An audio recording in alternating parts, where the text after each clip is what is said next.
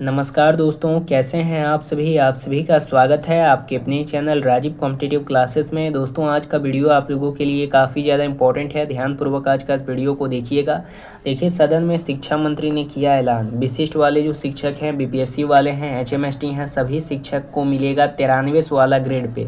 BPSC विशिष्ट शिक्षक को सेवा निरंतरता का लाभ। विशिष्ट शिक्षक सबसे सीनियर होंगे। विशिष्ट शिक्षक नियमावली में होगा संशोधन। वीडियो काफ़ी ज़्यादा इंपॉर्टेंट है। आज का वीडियो आप लोगों के लिए इसलिए इम्पोर्टेंट है क्योंकि आज के इस वीडियो में स्पेशली बात करेंगे 93 वाला ग्रेड पे के रूप में, और साथ ही साथ जो बीपीएससी वाले हैं, एचएमएसटी हैं या विशिष्ट हैं, उनमें से सबसे ज़्यादा सीनियर कौन होगा नियमावली के तहत, ऑफिशियली क्या कहती है शिक्षा विभाग, सबसे ज़्यादा सैलरी भविष्य में किसको मिलेगा, हर एक चीज़ के बारे में आज के इस वीडियो में क्लियर कर दूंगा।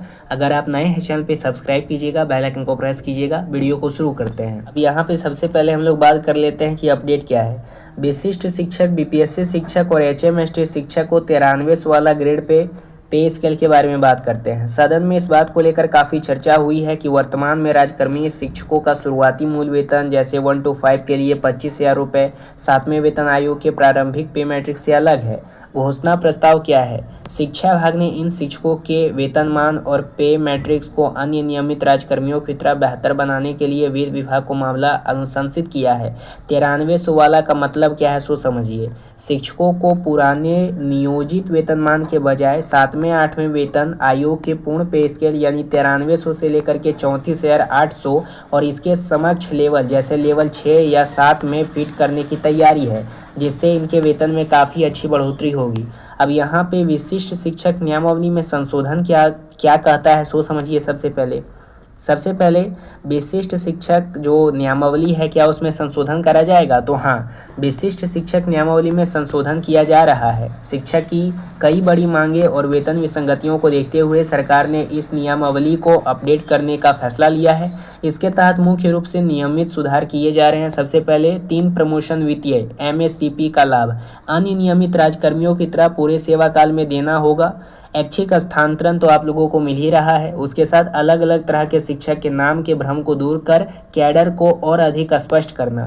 शिक्षक के वेतन और सरकार के इस नए फैसले की विस्तृत समीक्षा के लिए आप बीपीएससी को 93 वाला ग्रेड पे सचिवालय खबर देख सकते हैं। साथ ही साथ यहाँ पे बात करते हैं, क्या बीपीएससी विशिष्ट शिक्षक को सेवा निरंतरता मिलेगा? हाँ, कमेटी की सिफारिशों के बाद सरकार ने सेवा निरंतरता को लेकर अपनी सहमति जताई है।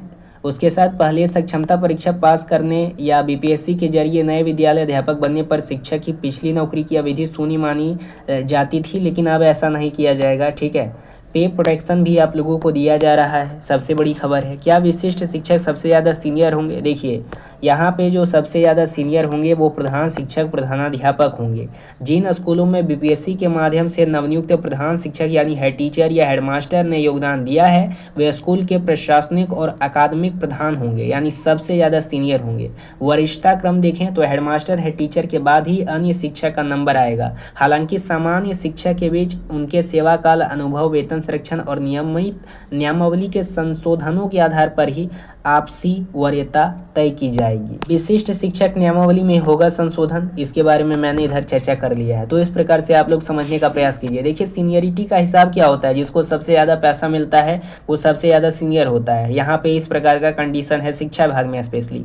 अब यहाँ पे कई सारे जो एचएमएसटी हैं, उनको जब सैलरी कम दिया जाता है 2021 के नियमावली के अकॉर्डिंग, तो वो लोग चल जाते हैं पटना उच्च न्यायालय, और आज तक वो केस को बार बार घुराया जा रहा है। अलग अलग लोग यहाँ पे बैठ गए हैं। उसके बाद फिर वो जो भोले भाले शिक्षक हैं उनसे चंदा वसूली करते हैं और एक साधारण सा वकील पकड़ करके सुनवाई करवा देते हैं। उसके बाद फिर डेट पे डेट आ रहा है।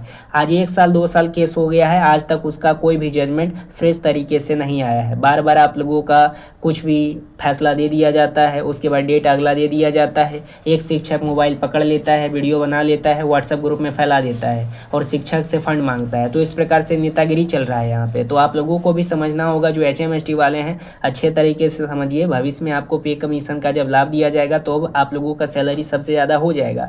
मेरे द्वारा पहले भी क्लियर कर दिया गया था ये बात कि 2021 में, 2022 में, 2023 में, 2024 में आपका वैकेंसी आया, यानी 3 साल तक आपका जो वैकेंसी था उसको रद्द करा जा रहा था। तो 21 के अकॉर्डिंग आपका सैलरी फिर से तैयार करके दिया जाने लगा। तो आज जो आपका बेसिक पे है 30,500 या 35,000, वो तो बीपीएससी वाले जो TRE 1, TRE 2, TRE 3 से बहाल हैं उनसे ज़्यादा ही है ना। विशिष्ट वालों के समान आपका सैलरी होगा, ठीक है। अब यहाँ पे जो केस किए हैं पटना उच्च न्यायालय में HMST वाले, उनका कहना है कि नियोजित जो है हमसे जूनियर हो गए हैं तो उनको सबसे ज़्यादा सैलरी क्यों दिया जाता है, हमको बहुत कम सैलरी दिया जाता है। तो इसका जवाब भी शिक्षा मंत्री के द्वारा आपको दिया गया था कि जो 2003 में, 2005 में, 2006 में लगभग 2 दशक से कार्य हैं उनको सबसे ज़्यादा सैलरी दिया जा रहा है। तो इस कारण से जब तक वो रिटायर नहीं होंगे तब तक उनको उन्हीं के रूप में सैलरी दिया जाएगा, ये बात समझ लीजिए। तो भविष्य में सबसे ज़्यादा अगर सीनियरिटी की बात करेंगे ना तो HMST ही सबसे ज़्यादा सीनियर होंगे पैसा के मामले में। अभी भी वही सीनियर हैं, बस पैसा के मामले में थोड़ा पिछड़े हुए हैं, लेकिन जैसे ही पे कमीशन लागू कर दिया जाता है आपका सैलरी सबसे ज़्यादा हो जाएगा। तो टेंशन लेने वाली कोई बात नहीं। कई सारे BPSC वाले, HMST वाले और विशिष्ट वाले का शिकायत रहता है कि सर हम लोगों को सैलरी सबसे कम दिया जाता है नियोजित वालों से, हम लोग सबसे ज़्यादा सीनियर हैं, हमको क्यों सैलरी कम दिया जाता है। इसका आंसर मैंने पहले ही दे दिया है। दूसरा आप लोगों का क्वेश्चन ये रहता है कि हम लोगों का जो सैलरी है वो कम तो दिया जाता है लेकिन डिले क्यों होता है भाई। अब डिले आप लोगों का क्यों होता है सो समझिए। सबसे पहले 2 प्रकार से आप लोगों का सैलरी बांधा गया है। पहले SSA के तहत दिया जाता है, SSA और GOB। अब देखिए जो BPSC वाले शिक्षक हैं या फिर जो HMST हैं या फिर जो विशिष्ट वाले हैं, आप लोगों में से कई सारे ऐसे शिक्षक हैं जिनको यहाँ पे सैलरी दिया जाता है SSA के रूप में, और GOB से डायरेक्ट कनेक्ट होते हैं नियोजित शिक्षक। SSA यानी क्या होता है, 60% जो है आप लोगों का सेंट्रल गवर्नमेंट के तहत आता है और 40% राज्य सरकार के द्वारा दिया जाता है, यानी बिहार गवर्नमेंट। तो 60% जो दिया जाता है और 40% दिया जाता है, ये कितना हो गया, 100% हो गया। तो 60% सेंट्रल गवर्नमेंट से आने में काफ़ी ज़्यादा डिले हो जाता है। आई बात समझ में। और ख़ास करके जब आप लोगों का यहाँ पे ऐसा भी करा जाता है कि सेंट्रल गवर्नमेंट में अगर उनका सरकार नहीं होता है तो डिले कर देती है, पैसा रोक देती है, ठीक है।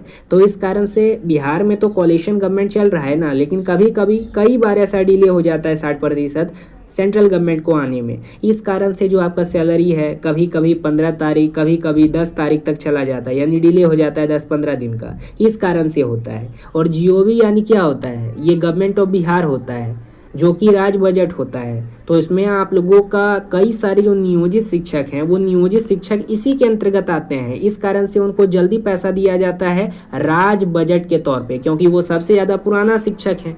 आई बात समझ में। 2 दशक से 15 साल से कार्य है। अगर आप भी इसमें रहते तो आपको इस प्रकार से सैलरी दिया जाता है GOB के आधार पे। और जो यहाँ पे विशिष्ट वाले हैं, BPSC वाले हैं, HMST हैं, वो SSA से जुड़े हुए हैं। इस कारण से डिले होता है और पैसा ज़्यादा आता है, कम आता है। तो जब पे कमीशन लागू करा जाएगा ना तो सबका पैसा बराबर हो जाएगा, ठीक है। कन्फ्यूज़न ज़्यादा मत रखिए, अच्छे तरीके से आप कार्य कीजिए। जब पे कमीशन लागू होगा 1 साल में, 1.5 साल में, तब आप लोगों का सैलरी सबका समान हो जाएगा।